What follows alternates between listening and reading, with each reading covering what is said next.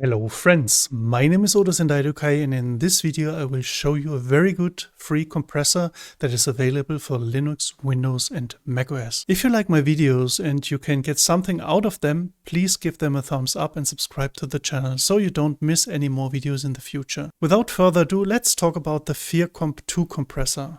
A very clean peak compressor, limiter and more. FirComp2 was developed by John Will. He's a software developer and music producer from London in Great Britain. The plugin has always been free for Linux and a paid version for Windows and macOS. But recently John Will decided to offer the plugin via Gumroad at a fair price, or pay what you want. This means you can download and use it for free, but you can also pay him whatever you think is appropriate, and what you get is certainly worth the price. First of all, FirComp2 with its features and low CPU load is suitable for single tracks and also for buses. And if you don't use the look-ahead feature, FirComp2 also works without latency. So let's go over to the plugin itself. So the first thing on the left side you see is the Sidechain high-pass filter. This senses the incoming signal, and if you configured an external sidechain that is given in here, then it will sense the external signal with this high-pass. Then you have a linked feature where the right and the left channel are linked, or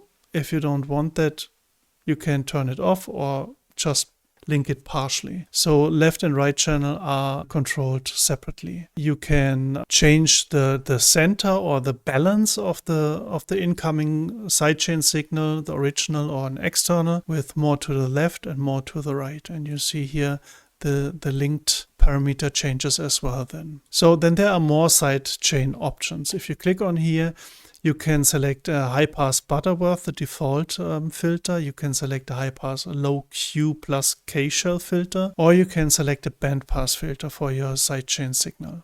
Then detector mode is naive aliasing, then some oversampling features, the former version FirComp1 and the new FirComp version 2 algorithm. Then we have the ratio of the compressor and knee for the compressor, then the attack, release, threshold, and the makeup gain. Underneath we have 4 different slots, A, B, C, and D, where you can put in different parameters, configurations of the compressor here. So you see I changed something here on the A. Let's do some weird stuff here. And if I click on B, it changes automatically. So you can compare your settings. And you can, for example, if you want to change a little bit on the A settings, you can copy it to B or to all. So you can mess with all the others around. And if you find something, you can copy it back to A, for example, or just use it in this context. Then on this A init, you can click on it and can load some presets here.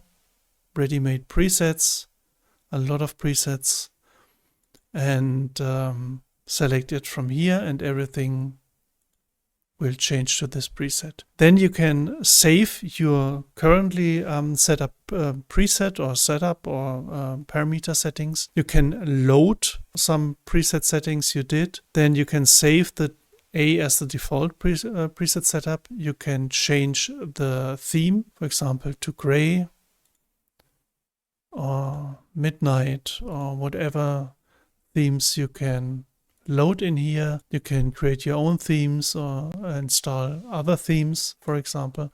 I like the blue one.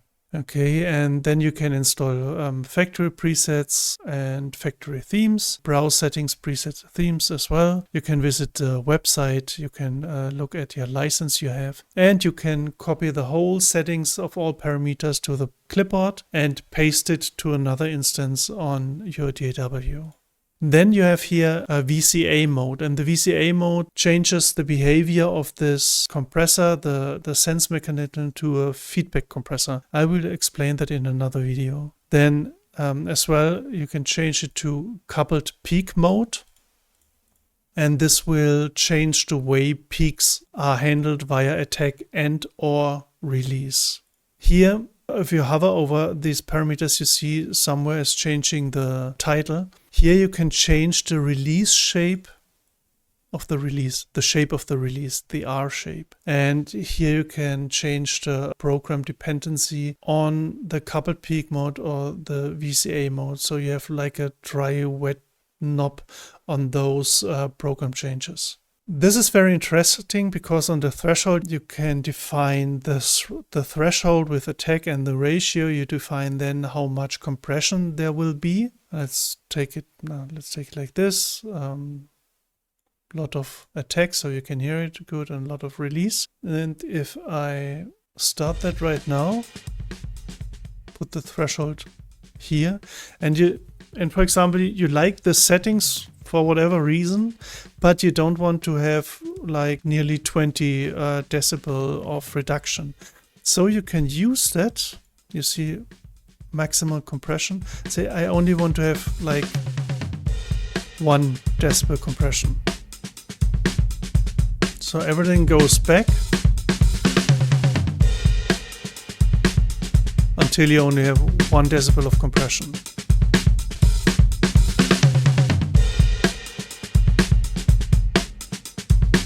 Or you just dial that up again to maximum what you do here manually. So this is kind of automatic gain reduction circuit or something like that. So then you can change the whole compressor to a limiter, and this is a very good limiter because it's lightweight on the CPU and it's very, very clean. And here you see a message not limiting because ratio must be infinity. So if I put ratio on infinity and click here, it's limiting.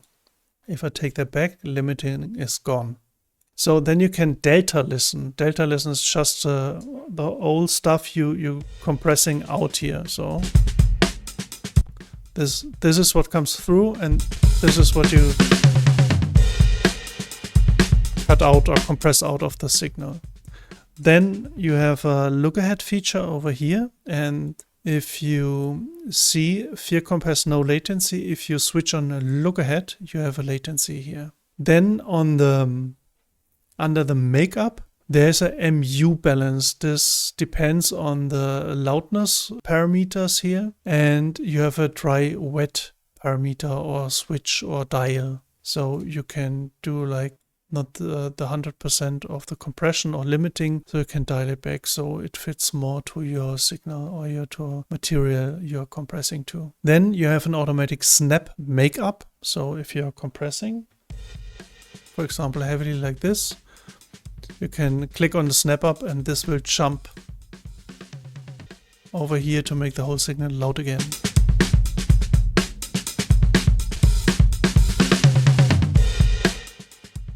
Then you have a snap balance. It's snapping the balance correctly if you, for example, use some special settings from where you use the signal, how you compress, so everything gets a little bit back to the center again. Then you have the soft bypass. Is the same if I would just switch the compressor off.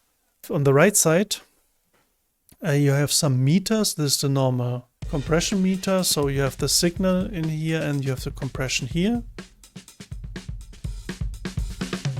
Let's turn down the compression a little bit and the threshold a little bit, and you see the compression is going back. And here you see the compression, so like 11 decibels.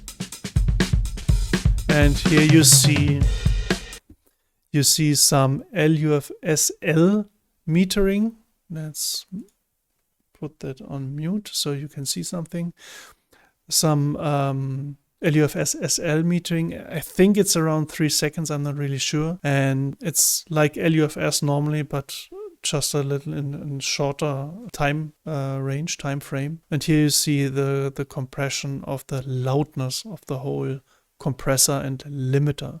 So I think that's all I noted down on what you should know about that compressor, and it's really worth a try. It's a very clean compressor and limiter, and you can switch the compressor between a feed-forward compressor and a feedback compressor. With this one, you can switch it on a different peak mode, and a lot of other stuff you can do with this compressor. And I'm not really sure I showed it. You can use it at mid-side compressor. So really nice compressor for free, or maybe you consider to pay something. I think it's worth the price. And yeah, that's it. So thank you for your time and attention, and I hope to see you soon again in the next video. Stay healthy, save the future, take care. See you then. Ciao, ciao.